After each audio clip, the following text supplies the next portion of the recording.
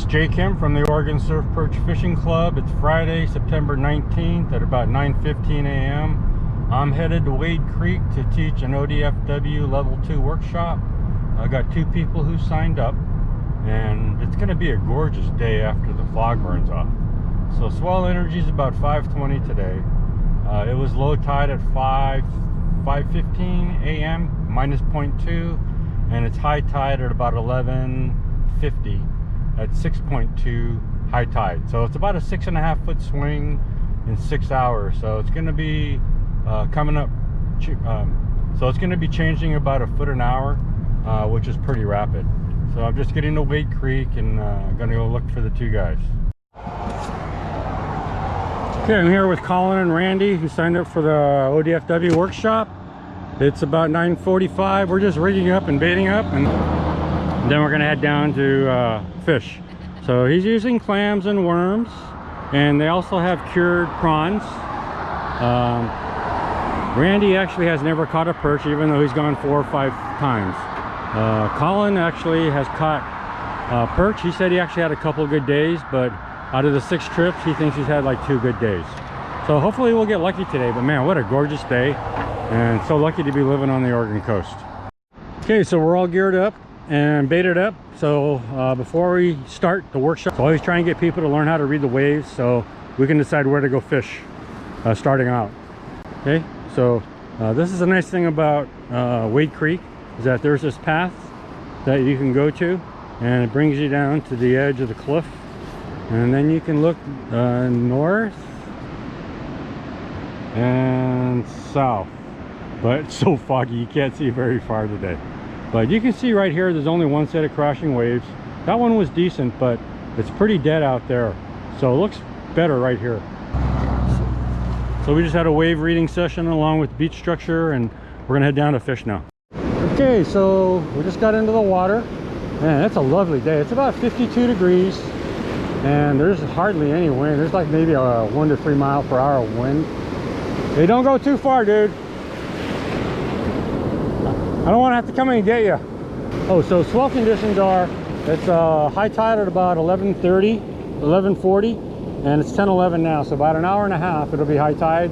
So it's incoming. High tide was 6.2 feet. Low tide was at about 5:50, 5:30 today, this morning, and it was minus 0.2. So it's about a 6.5 foot swing today. So it's got about a foot an hour rise in tide. So I expect the ocean conditions to change quite a bit. Okay, first cast. So catch conditions look pretty decent. Energy's about 520, and oh, I got a new toy. Huh? And I got a new toy today. I got a 2500 reel. So I normally use the 3500. And you got a fish? Oh, I think he might have a fish, and this would be his first perch ever. And he's using a Santiam rod that ODFW lets us use. Keep backing up. Back up. No, keep back. Yeah, keep backing up. There you go. Oh yeah, he got one. Yeah, congratulations. Oh, he's first perch ever. I don't know if he snagged. Oh no, I can see the hook in his mouth. It's just sideways because the line got tangled. Oh yeah. All right, so first surf perch ever. Yep. And after like first cast, oh, I got a bite. Hey, I got a bite. Oh, I got one too. Yeah, I released him. He's too small. Good job, dude. Okay, so my first cast too, so that's awesome. Can't ask for anything better than that. See, I'm still bringing it in, man. My line was way out there. Hey, so it's far out there. I got mine way out there. Oh no, I lost it. I lost it. Okay, so as I was saying, I got a new reel. It's a 2500, and I normally get 3500. So I just wanted to see if a smaller reel could handle the casting distance. And man, I got plenty of line before I'm spooled out.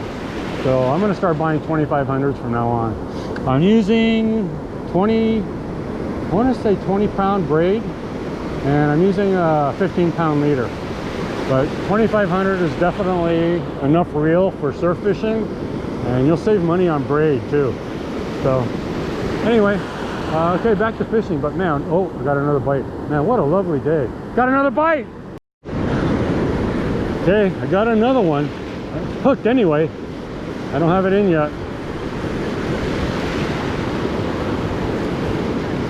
Feels like a redtail. Man, and again, it was far out there. Oh yeah, that's a redtail.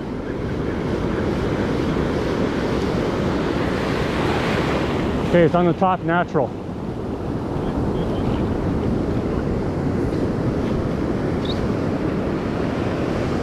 Okay, I'm gonna give it to these guys. So I'm 2 for 2. I had 2 hookups on 2 casts, so I'm doing pretty good. Okay, cast 3. Hey, he just got his second one. So that's awesome, because up to now he had caught 0. He's got 2 in the first like 10 minutes. So that's great. Good job, dude. So Randy's saying he got the fish on a worm. He's looking for mole crabs now. The other thing I realized using a 2500 reel is that when I'm reeling in my fish, it takes a lot longer than my 3500, and it's got to be because of the spool capacity. Because of the larger diameter spool on every crank of the handle, you know, you're going to be pulling in your line a lot further on a 3500 versus a 2500. So I have to remember that when I'm using my 2500, that I'm going to have to reel a little bit longer than I normally would if I got a fish. Okay, anyway, so just trying out new equipment. All using Santiam rods. Colin's using clams and worms. I also think Randy's using clams and worms, although he got both of his fish on the worms is what he said. And I'm my usual lazy self of just using worms. But this is my 4th cast. So first 2 casts, I had fish hooked, and then the next 2 casts, so far 0 action. So I'm about ready to move. Just as I said that, I got another bite. I'm still getting it. This one feels like a silver. I don't even see my rod tip. No, not now. There you go. I don't think I got it. I might have it. I don't think so though. I don't know. If it is, it's tiny. Looks like I got something though. Oh yeah, I do have one. Oh, good job. I got one too.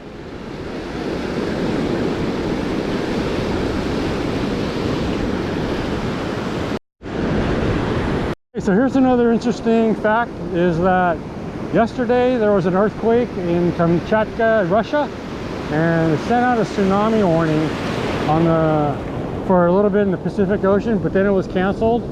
But last time there was a tsunami, we were fishing at Curtis Street right after the tsunami, and man, we had monster action. So I don't know if the tsunami has anything to do with fish being more active, but this is twice that tsunami warnings were issued, and fishing has been good, you know, right after the day. Yep. So as I look up and down the beach, wave action looks pretty good most of the beach. Oh, he just had a bite. And man, catch conditions are really good right now. So I was expecting this on a 520 day, but maybe the earthquake has something to do with it too. You never know. Got a bite. So Colin's getting bites. I just got a bite. Looks like wave action. Looks like wave action is actually changing. It's not as good as it was a second ago. But anyway, oh, we got another. But I can tell these are silvers though. So I'm going to start moving, looking for a bigger bite. But I'm getting a lot of silver bites, like right there. But I'm looking for more action than silvers. So I'm going to move to the right of Colin. Catch conditions still look really good. I moved a little bit north of these guys, but catch conditions here still look really good. I haven't got any action here though. This is my first cast here. But again, you know, it's the only thing you can do. So even though I was getting action on just about every cast where I was, I could tell they were all silver, so I didn't want to stick around for silver bites. So I'll just keep moving. If I don't find anything soon, I'll just go back to having some silver fun. I've been fishing about 50 minutes now. I'm going to say Randy's got 3. He might have had 4. I think I've had 2 silvers and a red tail. And I don't think Colin has pulled one in, but he's getting lots of bites. He can't hook them today. And I gave him the advice that if you can't keep hooking them, if he keeps getting bites, change to one of our leaders. Because that's what Randy and I are using. And we haven't had any problems hooking up. But you know, you just never know. Looks like the bite window might have closed though for the last, I would say 5 or 10 minutes. Well, Randy had a bite up here, but in the last 5 or 10 minutes, action's really slowed. You know, and that's kind of what you expect when tidal height's moving a foot an hour. Ocean conditions are going to change pretty quickly, so the bite window might go away pretty fast. So let's see how it goes. It's incoming high tide. It's still about an hour before high tide, so we'll see how it goes. So bite window's definitely closed after the first, I don't know, half an hour, where we were all getting bites just about on every cast. And I haven't had a bite now in about 15 minutes, about 3 or 4 casts. So you just never know when the bite window is going to shut off like that. So that's why you never want to leave the water, because if you leave the water, then you're going to miss the bite window when it's short like that. Okay, hoping we get some more bites. The wave action doesn't look very good further north. I don't know if you can see it, but maybe we'll start heading south again. Colin was having problems getting hookups, and he had a lot of bites but wasn't able to get hooked up. So I gave him one of my leaders, and because I use circle hooks and I don't have problem getting hookups with circles. So he's also using my leaders, which have 3 hooks, versus his hand-tied leaders, which only had 2. So he's using 3 baits now. Right north for about maybe 75 to 100 yards with 0 action. So we came back down south where we were getting our action this morning, and hopefully it's starting back on now with incoming high tide. It's been foggy all morning. I wish it would clear up so I could see what the south looks like, so I could determine whether we should move down there.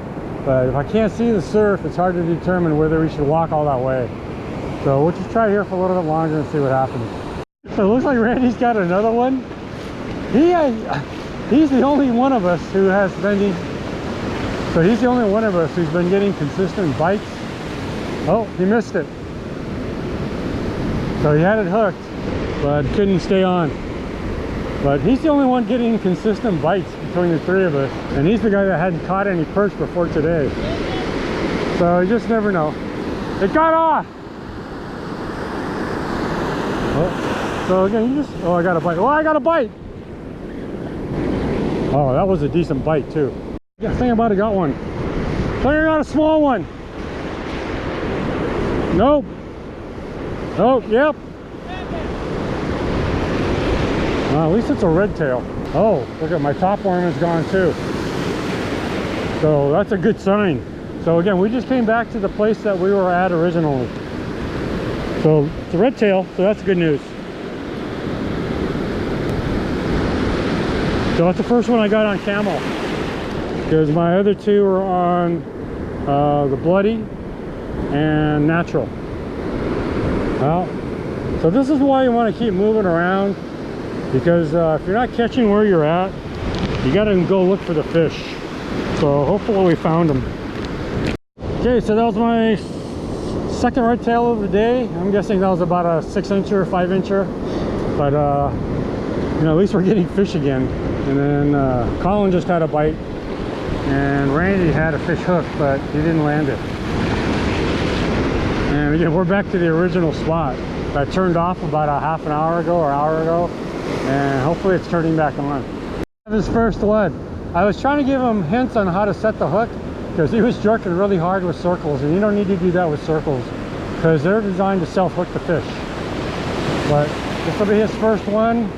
It's been like an hour and 40 minutes. All right, finally. Had a really good bite. Pretty sure that was a redtail. Unfortunately, I missed the fish. Colin said he just got a big jellyfish, so he just shook it off his hook. Moved back north a little bit because it was really shallow in the south where we were going. And on Colin's first cast coming back north, he's got a fish. I think he's got one. Oh, there he is, silver. Second fish today, right? Yeah. Good job, dude. And you got it on the bottom red. That's a red tail. This is a little one. Oh yeah, but you got the bottom Got it on the red again. Yeah. Again. Okay. Red tail. I think that's 3, maybe 4 red tails today. I know I got 2, although one was a small one. The back fish. And he was the slowpoke today, so now he's starting to get hot. And he's got about another 10 minutes to fish. Keep backing up. Keep backing up. Keep reeling. Okay, so that's another one. I think that's his 3rd one. Is that a red tail? Yeah. Yeah, another red tail. That's back-to-back red tails for him. So it's just around high tide right now. And man, I'll tell you, wave action's really picking up right where we are. So definitely getting better catching conditions, but we're about ready to leave. But man, catching conditions all of a sudden got a lot better. Man, look at all these crashing waves one after another. Okay, so Colin got another one. So this is his 3rd fish, like in about the last, I don't know, 5 or 10 minutes. Keep reeling. Oh yeah, that's a nice one. That is a nice fish. Okay, this is probably gonna be it for today. Let's go take a look. That's a nice one, dude. That is a big red tail. It's on the camo too, right? Yeah, because I ran out of red ones. So I had to start using the camo ones. So there you go. Nice fish. Big belly, got a big belly on it. See that? Oh, you might want to let it go. Got a big fat belly. It might be a pregnant female. It looks like it is. Do you want to check it out? If the anal finish straight, yeah, that looks like a. Don't push too hard. No, don't push too hard, because the babies will come out. It's a live. Yeah, I would let it go, man. Because got a pretty big belly. Yeah, because if you no. You want to release it? Yeah, go. I would release it because just because if then don't squeeze it hard because the babies will come out. But I always let pregnant females go. Good job, dude. That's a nice fish though. Okay, so he's gonna let it go because it's a pregnant female. Yeah, it looks like if you squeeze it, the babies will come out. Get it back in the water, dude. It's a pregnant female. Nice job, dude. Okay, so I always encourage people that I fish with, if they catch a pregnant female, to let it go. So Colin did the right thing and we let it go. So again, you know, try and think about the future fisheries, and you know, let's let all pregnant females go. Okay. So I was asking Colin and Randy how they met. So because Randy's retired and I want to say Colin's like 39 or 40, so there's quite an age difference between them. But they met at the ski lift where these guys both work. He worked there for the last 10 years and he's still working there. He's a lift mechanic. He's a mechanic who works on the lifts. So I told him his job's really important, because if he doesn't do his job, people die. But anyway, it's just very interesting to see how people fish, and these guys fish together all the time. So it's kind of nice having a fishing buddy. But they live in Sweet Home, which is, I said, about an hour and 45 minutes away. Because it's about a 6.2 foot high tide today, but you can see how much beach is left between the ocean and the cliff. So I would have expected the water to be halfway up at least at 6.2 feet. So you just never know. But there's a lot of seaweed here at the higher mark, so I'm guessing that must have been like a 7.5 foot tide. Or it could have been a strong energy day too. I didn't think about that, because when energy's strong, the waves come way up the beach. But anyway, I just like observing things at the beach as I'm here. Okay, let's do a recap with Randy here, since he's done. So Randy, how many fish did you catch today? I caught 5. You caught 5? Yeah. Awesome, man. Yeah. Dude, before today, how many did you? 0 before today. Yeah, so you got 5 today. Yeah.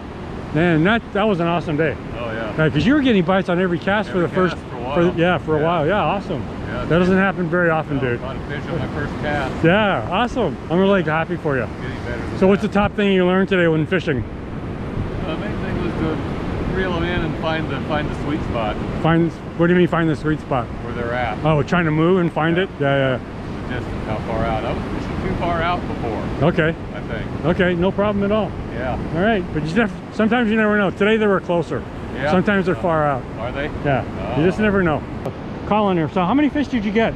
I think I ended up with 4, and I released the big The pregnant female female, just yeah. right at So the you end, got 5 today, which is pretty good. Yeah, it's pretty good. And so what's the top thing you learned today about fishing? I learned that circle hooks are better than superior to the hooks I was using before. The first half of the day today, I was fishing with my normal bait holder, like all-purpose hooks. Okay. Which were the right size.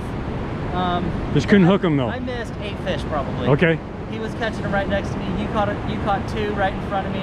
Then I switched and I was converting almost all my bites up. Oh, okay. So he switched to circles and started getting hookups on just about every bite. Yeah, it's a little different style of fishing as far as the hook set goes and stuff, but yeah. Okay. Yeah. And what'd you learn about how to fish? I learned I was kind of reading the waves a little incorrectly too. Okay. And so I kind of know what to look for a little more there. And, Okay. Awesome. Okay, that's what these workshops are for. Yeah. Is to help teach people how to read the waves and where to look for the beach and when to move. Okay, that's what we did all day today. And the red was, for me, the red gulp one was the hot color today. Oh yeah, because you only used to use I camos. believe it outperformed the camo today. Okay, all right. So I want to thank Colin and Randy for showing up to the workshop. I hope they learned a lot, and I know they had fun because I know Randy did because he got his first perch today. Okay, all right, everybody. So that's it for today. Don't know when I'm coming back out.